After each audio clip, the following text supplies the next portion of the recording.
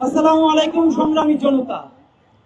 আপনারা জানেন সাধারণত আমি কোনো প্রোগ্রামে কথা বললে আমি টু দি পয়েন্টে অল্পের মধ্যে শেষ করবার চেষ্টা করি।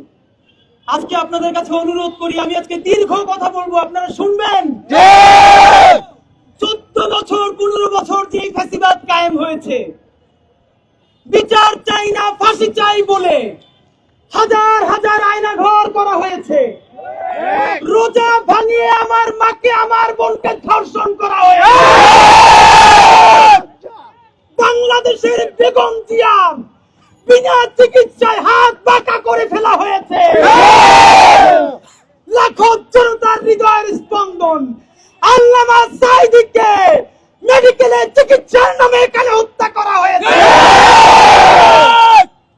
মুস্তাককে জেলের মধ্যে হত্যা করা হয়েছে। মাইকেল চাকমাকে জীবন শেষ করে দেওয়ার চেষ্টা করা হয়েছে। হেলিকপ্টার থেকে সর্বশেষ গুলি করে আমাদের ভাই, আমাদের বোন, আমাদের আহাত, আমাদের পিয়াগোপের কলিজাটা ছিন্ন ভিন্ন করে দেওয়া হয়েছে। যেই জিনিস, যেই টার্ম, এইগুলোকে বৈধতাই শুধু নয় অপরিহার্য জরুরত প্রদান করেছে, সেই অসভ্যতা, সেই বর্বরতা, সেই জাহিলিয়াতের নাম শাহবাগ, শাহবাগ, শাহবাগ। আজ যদি আপনাদেরকে বলি আজকে চূড়ান্ত সময় এসেছে শাহবাগিতা মুক্ত বাংলাদেশ ইনসাফ গড়বার। সেই জন্য ঈদের দিন পর্যন্ত থাকা লাগবে, থাকতে পারবে।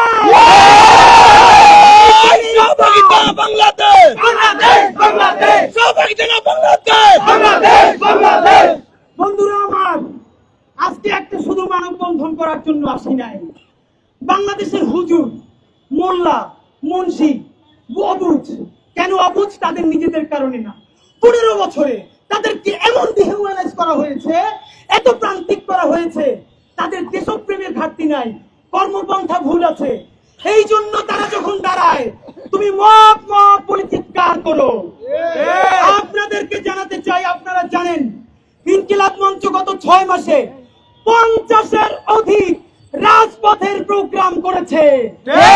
সাংবাদিক বন্ধুরা কি বলতে পারবেন আমরা প্রত্যেকটা প্রোগ্রাম আমাদেরকে পুলিশ সামনে বসে ব্যারিকেড দিয়েছে, যমুনায় ব্যারিকেড দিয়েছে, পুলিশ হেডকোয়ার্টারে ব্যারিকেড দিয়েছে, সচিবালয়ে ব্যারিকেড দিয়েছে, আমরা ঘন্টার পর ঘন্টা সেখানে স্লোগান দিয়েছি। বলতে পারবেন একজন পুলিশের গায়ে হাত দিয়েছি আমরা? খেয়াল করেন আপনারা, এই যে আমাদের 144 ধারা জারি আছে যমুনার সামনে, 144 ধারাকে অনার করে ইনকিলাব মঞ্চ কাকরাইলের মোড়ে গিয়ে সমাবেশ করেছে, এখানে যায় নাই। আইনকে যদি আমি শ্রদ্ধা না করি তাহলে রাষ্ট্র টিকবে কি করে? শ্রদ্ধা করবা না আর যুগলবন্দি কলাম লিখবা যে মত চলছে, এরকম নেপাকি আর নাই। বন্ধুরা আমার, আপনারা নিশ্চয়ই দেখেছেন, তবুও মনে করিয়ে দেই, আপনারা জানেন ঢাকায় এখন যে সব পুলিশ কর্মকর্তারা আছে এদের 90%ই জুলাই আন্দোলনের সময় কেউ ঢাকায় পোস্টেড ছিল না। পুলিশকে, প্রশাসনকে, সরকারকে আমাদের চেয়ে বেশি গালিগালাজ বাংলাদেশের কোন সংগঠন করে আপনারা বলেন? কিন্তু এই সরকারের যেটা ভালো কাজ, এই পুলিশ ভাইদের যেটা ভালো কাজ, সেটা যদি আমরা না বলি তাহলে আজকে আমাকে, আমার বোনকে, আমার মাকে যখন বদমাইশগুলো রেপ করবে তখন পুলিশ ছাড়া আপনাকে কে বাঁচাবে বলে? ভাইরা আমার, প্রথম আলো, সমকাল, ডেইলি স্টার থেকে মূলধারার সকল পত্রিকা নিউজ করেছে সহকারী পুলিশ কমিশনার তিনি একজন নারীর গায়ে হাত তুলেছেন। আমরাও প্রথমে হতবাক হয়ে গেছি, পরবর্তীতে আপনারা আজকে মানব জমিন থেকে শুরু করে অনেকগুলো মূলধারার মিডিয়ায় পুরো ভিডিওটা দিয়েছে। আপনারা দেখেছেন ঠিক এই কর্নার থেকে কোন ধরনের উস্কানি ছাড়া এক শাহবাগী পিছন থেকে গিয়ে পুলিশের গায়ে লাঠি ছুঁড়ে মেরেছে, এরপরে ইট ছুঁড়ে মেরেছে।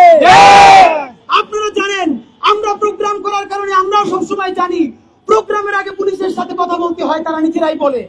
তারা তাদেরকে বলেছে আপনারা কোন পর্যন্ত যাবেন, তারপরে আপনাদের প্রতিনিধি আমরা জায়গা মতো নিয়ে যাব।